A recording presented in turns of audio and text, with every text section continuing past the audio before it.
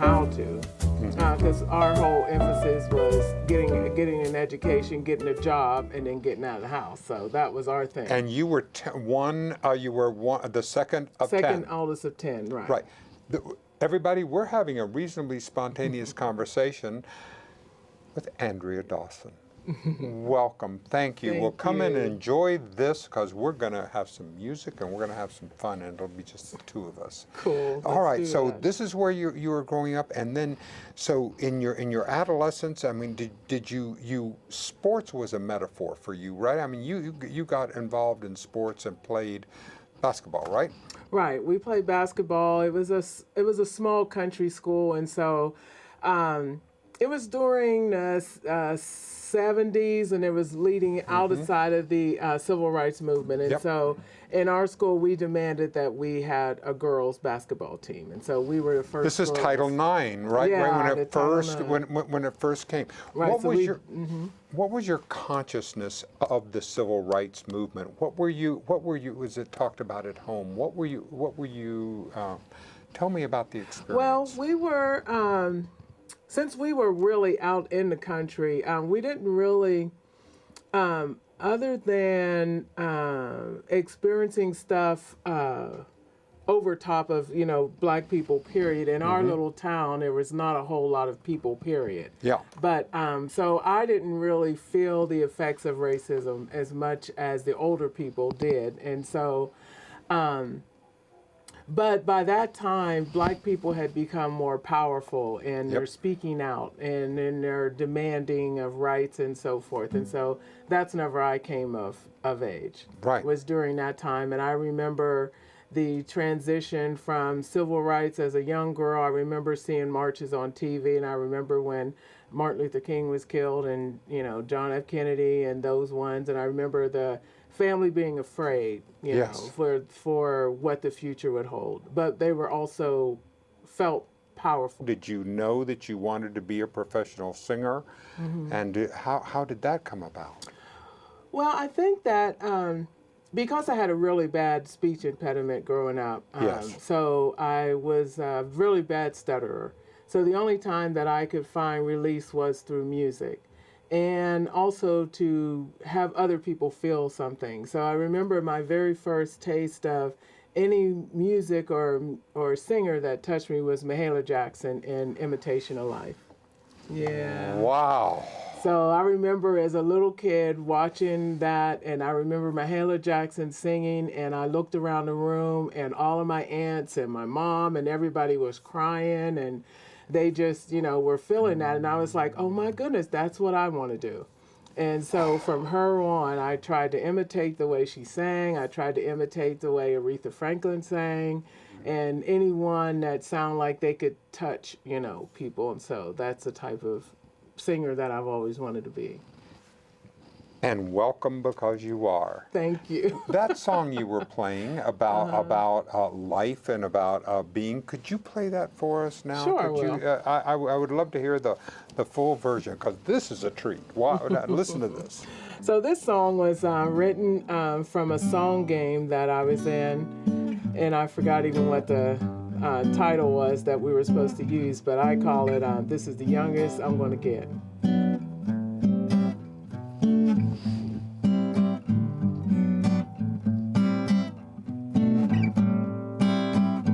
Everyone my age is an adult, I surmise.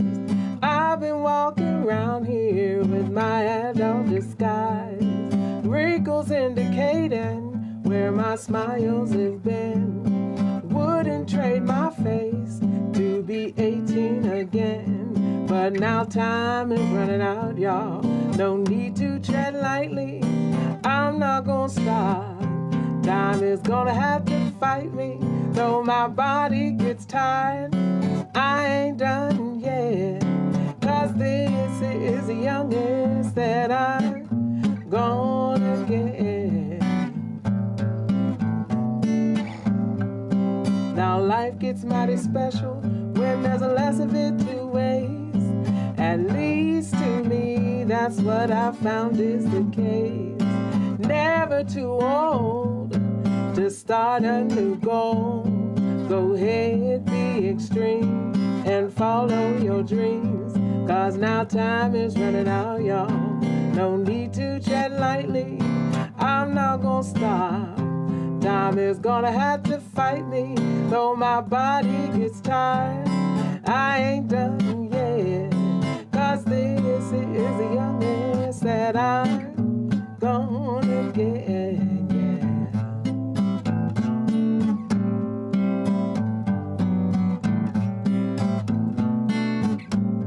Now the longer I live, the more beautiful life becomes. More beautiful life becomes, the shorter it runs. Fountain of youth is in new skills to master. I gotta learn from all of my mistakes faster. And time is running out, y'all. No need to tread lightly. I'm not gonna stop. Time is gonna have to fight me. Though my body gets tired, I ain't done yet. Cause this is the youngest that I'm gonna get. I'm gonna get. That I'm gonna get.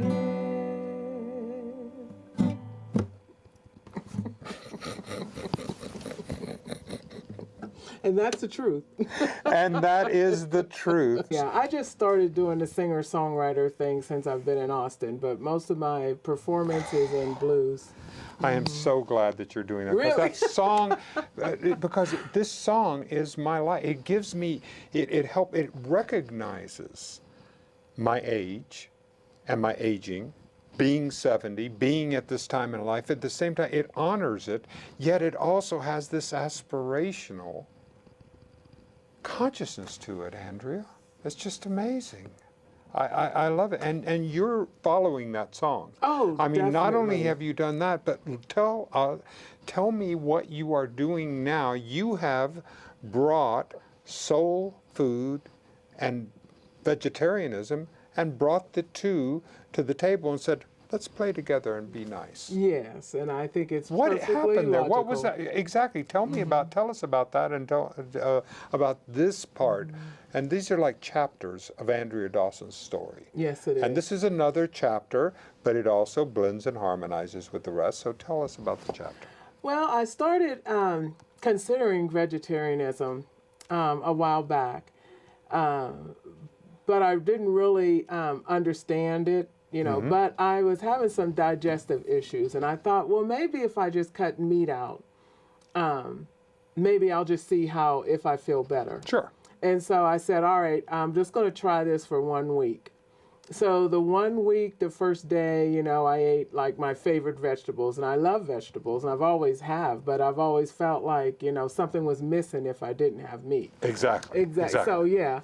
So the first week went by, and the second week went by, and the third week, and I never did like miss meat, you know, so I was perfectly fine. And I continued on that path the same way, and I started to develop, you know, different recipes for some of my favorites that I thought, well, if I give up meat, I'm never going to have this particular dish again. Right. And Like I what? found out that, well, one of them is my favorite thing in the world. My mother makes the best is fried cabbage. Because we're from the Northeast in Pennsylvania, and so there was a lot of Slovakian, you know, dishes that Absolutely. we had also. And so fried cabbage was something that I was going to miss because you start off with frying a pound of bacon, you know. That was the very first step. Yes. But I found a butter substitute, a vegetarian butter substitute that had a little bit of garlic flavor in it. And I put the bacon, and it's absolutely fabulous. It's one of Wonderful. my biggest sellers at the food But store. how did you then decide, okay, now wait a minute. I'm going to go from this idea, now we're going to make, I'm going to make this and share this with the world, like you do with your song. Well, that one was happenstance. I didn't, it was never a dream of mine to have a food truck. Of course. So Who it just happens, yeah. So whenever I started to eat vegetarian, I was looking for a vegetarian soul food, and there was only one in Austin, but they were never open. It was a mother and daughter thing, and she actually lived in Houston, and she was only open up while her daughter was here. And once she graduated, then they slowly shut it down. But next door was an African food truck, Wasato. And so I used to eat there because he had greens and he had black-eyed peas, and it was stuff that I recognized. And then I went there this past summer, and he says, well, I'm happy you stopped by today because it's my last day. Yeah, so he says, if you know anyone who wants to buy a truck, let me know. So I took a picture of us and did our little selfie, and I said, if anybody's interested in buying a food truck, Wasato is selling his. I wish I could invest in it. Sure. And so a friend of mine from Dallas and said, hey, are you serious about investing in that food truck? Because I will invest in it for you. And so they backed me. And well, it has been very interesting because it's been a discovery for me. Like, first of all, whenever you get the food truck, it's not, it wasn't outfitted for me because it was African food and he was using different ways of cooking. So, well, first of all, it was the construction of the truck. So I had to learn how to use sanders and paint and all those types. And I was like already way out of shape, like way, because I was very sedentary other than, some gigs here and there. So this was a big adventure for me to try and get the truck up and running. And so I decided that, I wasn't going to hide this. I put it on Facebook every day, no matter what I did, I put it out there.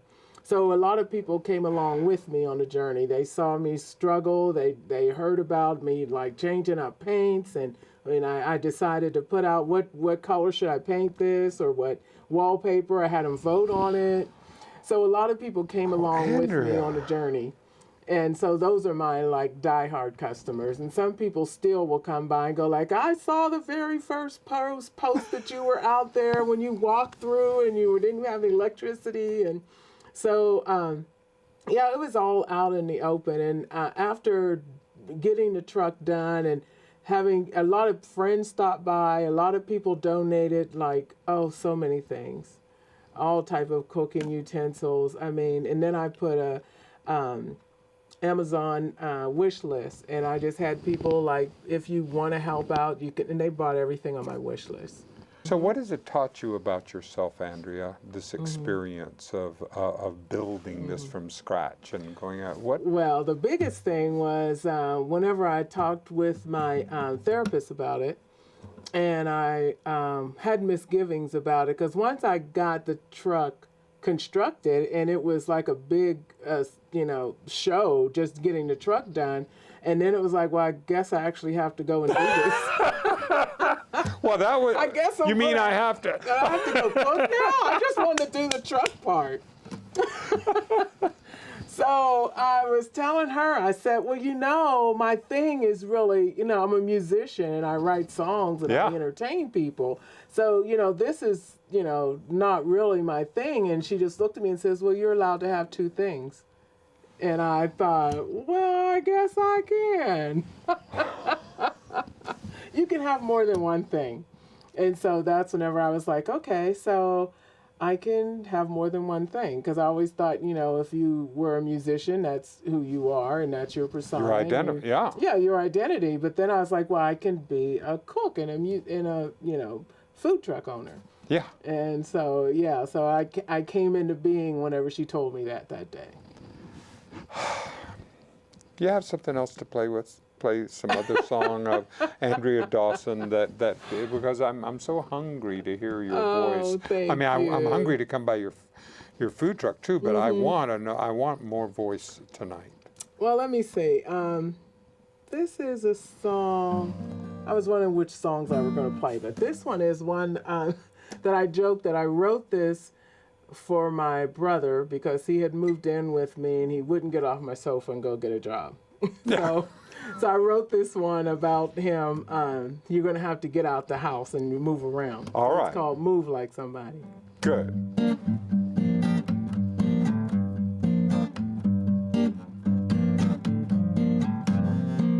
When you follow your passion, you gotta go where it may lead.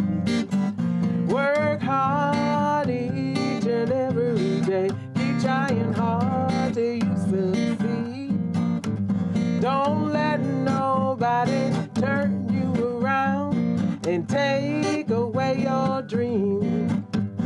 you can get anything that you want out of life, but you just can't get it sitting down.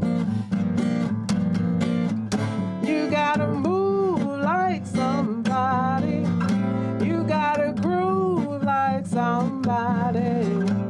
Take a chance like somebody.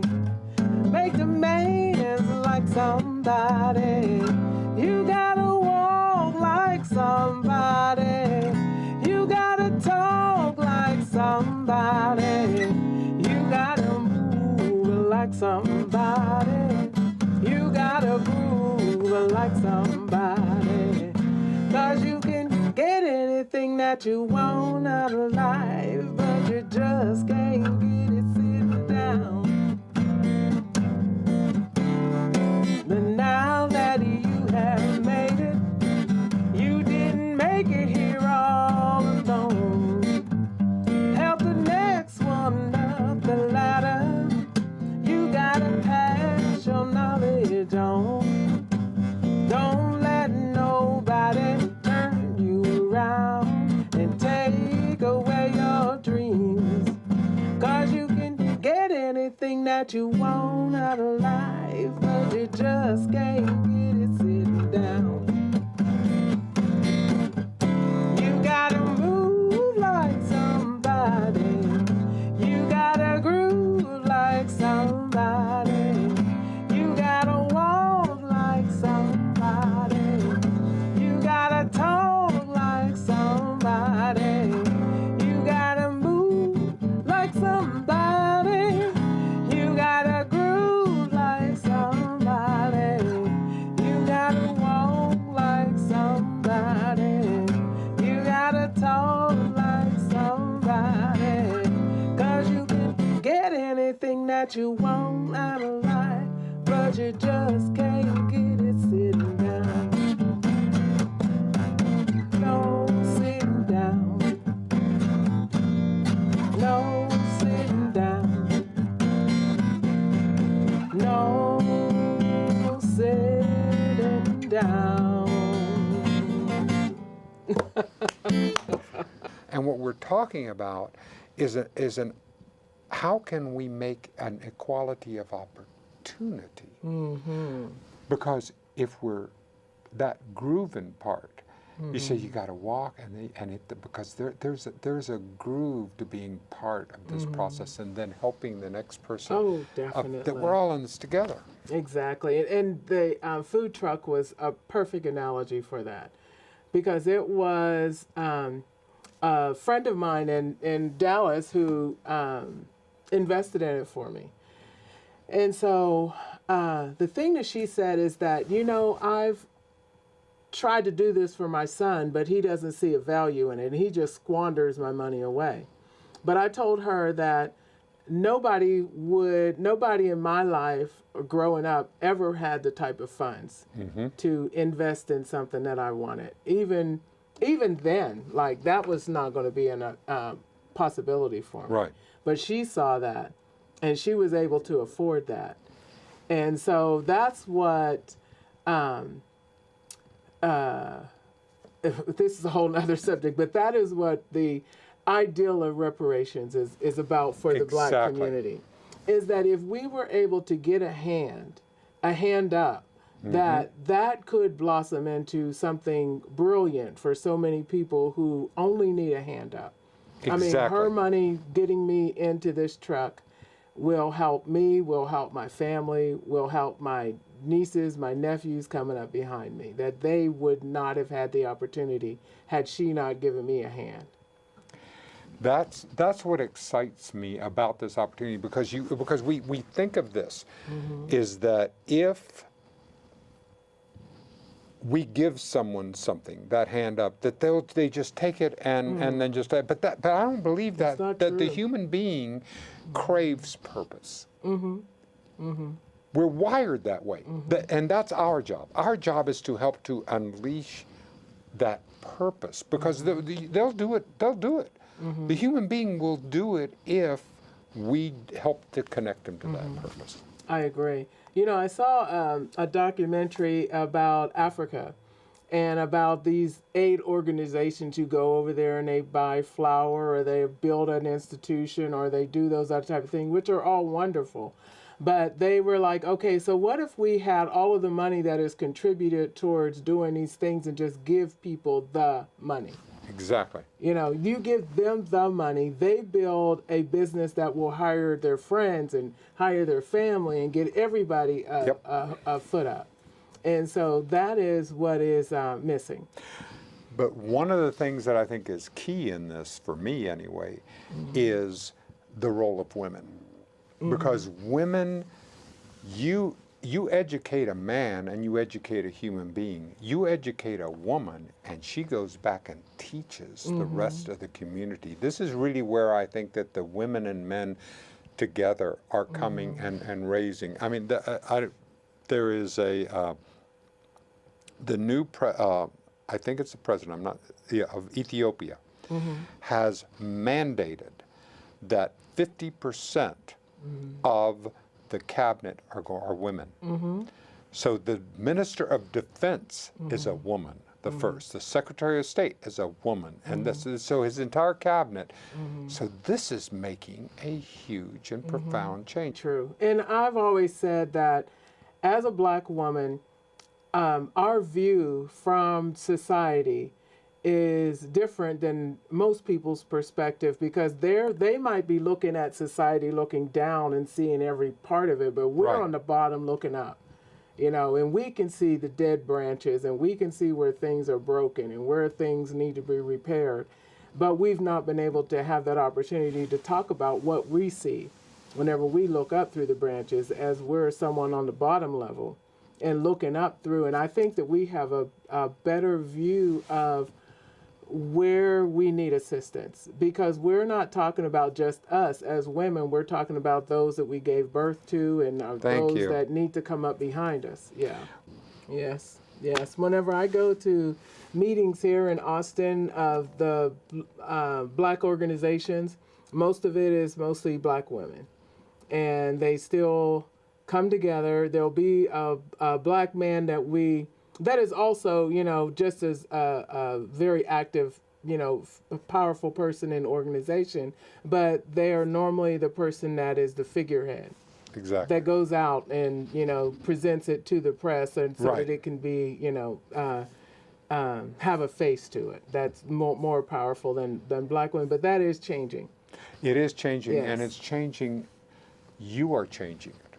Because of your standing up, and we're seeing Stacey Abrams, and we're seeing Kamala Harris, and we're seeing so many women that are just taking my breath away, that are lifting me up. I mean, I just sat there after the response to the State of the Union, and I listened to Stacey Abrams, and my heart soared. I went, yes. Oh yes. Yes, it was just such an exciting. It was just an exciting. It's a voice that needs to be heard. It really does. And that's where your voice. I mean, when you were talking about stuttering, and this process of, that's a process of finding your voice. About saying who you are, about where your power is, and where we're getting a chance to be able to together form this more perfect union. You know, where do you see it? Where do you see the country today? Are you seeing healing? Are you seeing opportunities? What's your sense? I mean, I know I'm asking too broad of a question. I just pick some place in there and help me to talk about it, because I need to. Well, I think that a lot of us see it the same way, that there is a vast dichotomy, that you see the country in one way that is igniting the other side. And so that side is getting more powerful, and that you have to believe in it. My whole thing whenever this first started off is that I have always believed in the theory of evolution. And so I can see that it is evolving, and I always thought that evolution will come to the good. And so I see this as a process of evolving the consciousness of the United States. And, and I have to say that evolution always takes us to the next level higher. It does not devalue. Because we can see always where we does. came from with slavery and where we are now. And I think that there's an evolution in the country that needed to happen. In every evolution, there's pain, Yes. you know, coming through. But And there's also growth. a backlash and the staggering Oh, as we're moving forward. But it's the arc. It's an arc. It always comes through, and that's what on my Facebook post I was always positive that this is going to work out because that's the way history has always worked out. There's going to be some pain on the way there, but I think it'll always work out. I